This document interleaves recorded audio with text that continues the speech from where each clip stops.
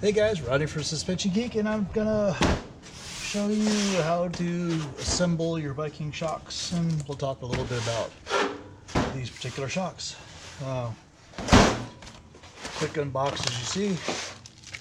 They come with everything packaged nicely. Thrust bearings, lock ring,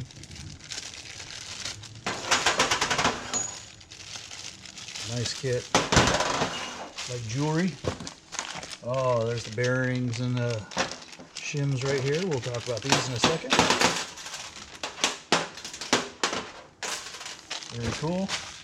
And last but not least, a big shock out of there. All the cool stuff. Tells you gotta put anti-seize on there.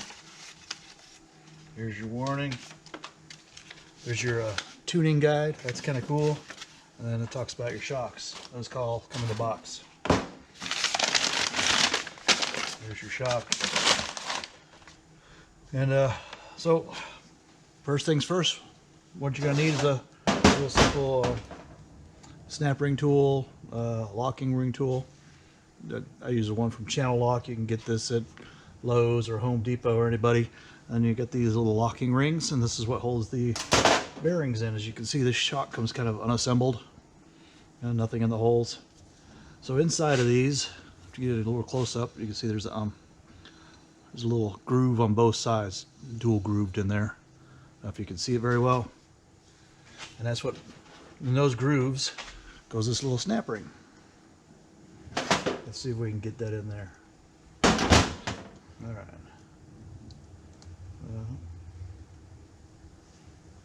Oh, we got these backwards. Well, there you go. Now we're going to pull it closed.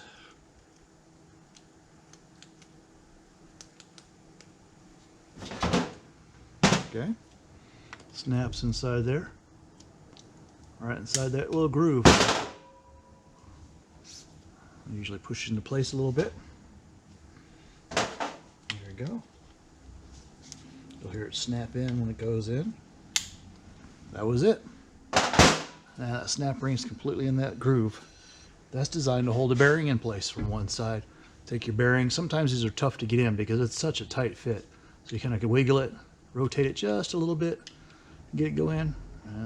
Watch it make a liar out of me. Yeah, let's see. Come on. Just a little bit of rotation in there. There.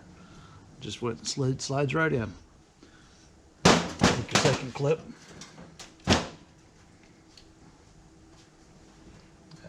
There it came out. There it goes. We'll do our second clip. Same thing. Put it in the holes. And you're going to squeeze it in. I usually put a finger over the top of it so it doesn't come shooting out. You know, I used to call those, we used to call them Jesus clips. You shoot across the room and you're just like, oh, Jesus, that took off. So once you get them in, I like to take the end of the snap ring pliers again, make sure and push it down in. You heard it lock into place. And that's how your bearing goes in. You're going to repeat that process for the second side. That's pretty simple, right? Cool. So, then we'll open up our shock, just like that. And what you're going to want to do is on the shock, you get two little rings that go on there. This goes to the bottom of the shock. So if you look at this ring, it has a raised lip and a flat lip. So if you want to kind of keep that raised one, that's what goes up against this. Put the two flats together, so either flat and flat. Put those two flats together, they'll seize up, lock up. You'll have a hard time unlocking it. This way here has a smaller mating surface, so it locks up nicely. So you're they're real simple. They just slide on. Like to put it down, its location down. Same thing for the second one. All right. Have it meet up with there.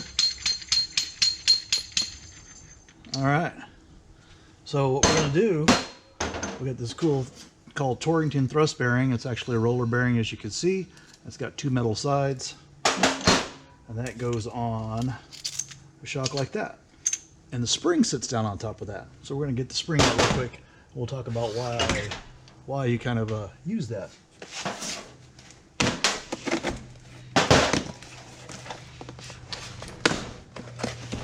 So Torrington bearing not only helps you adjust this collar up against the spring with all the tension that it has, but it has a second advantage, you know, because you're not going to adjust it a whole bunch once you get it set, right? You set it, the collar right height is perfect, and that's exactly it. This is a spring though, right? The spring is built in a spiral. So as it starts to compress, and I can't compress it myself, there's a slight bit of twist, just a slight bit of twist every time it squeezes down. It just rotates just a little bit. Well, that little bit of rotation becomes friction or striction against this collar. But with the Torrington bearing on there, that allows it to have a little bit of play. All right, so we slip our, you see how nice it turns. Put my upper part of my shock together. You know, you just put it up, flip it over, make sure your Torrington bearing's in place, slide it down. Bring your second ring close to it. I usually put it pretty close. On the back of most cars, or back of just about on every shock, ideally, whatever the spring is, it's going to have about 1 inch of preload to hold up the vehicle. It doesn't matter what corner it's on. That's ideally kind of what you're shooting for. So 10-inch spring, you want to compress to a 9-inch, 9-inch spring to an 8-inch, and so on, front and on back. So if you're having to crank your spring 2 and 3 inches up to keep your ride height, it's too soft to spring. Go a little heavier.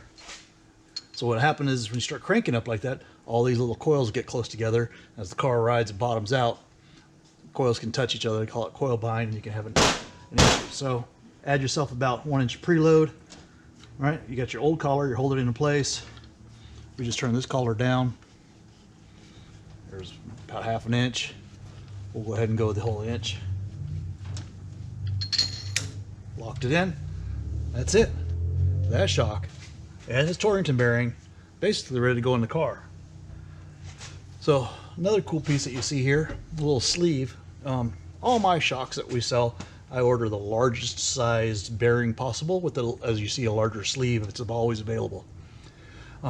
Some cars, I know Heights builds their arms or their suspension with smaller openings, so do some of the other companies. So we'll give you the cool sleeve. You can slip it in there. That allows you to use a little bit smaller bolt, but still have the biggest possible bearing and widest support. All right, that's it. We'll put the one on the top, then we'll go put it in the car. That's a quick assembly of the Viking shock. All right, thanks guys, bye.